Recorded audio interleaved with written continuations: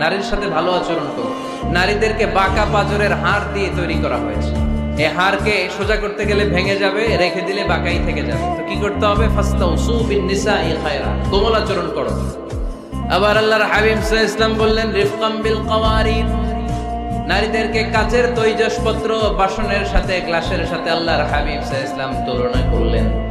কাচের তৈজসপত্র, কাচের গ্লাস, কাচের প্লেট যেমনি আস্তে তুলতে হয়, আস্তে রাখতে হয়, নারীদের সাথে এরকম কোমল আচরণ করার আদেশ দিয়েছে কে? কাচের গ্লাস, তৈজসপত্র, জগ কিভাবে রাখেন আপনারা? খুব জোরে এরকম ধপাস করে নাকি? উঠানোর সময় ধপাস করে উঠান? খুব স্মুথলি এটা ধরতে হয়, স্মুথলি এটা রাখতে হয়। তেমনি নারীদের সাথেও স্মুথলি আচরণ করবেন। নারীদেরকে যত আপনি কোমল মোলায়েম ভাষায় কথা বলতে পারবেন, তারা তত আপনার কথা শুনবে।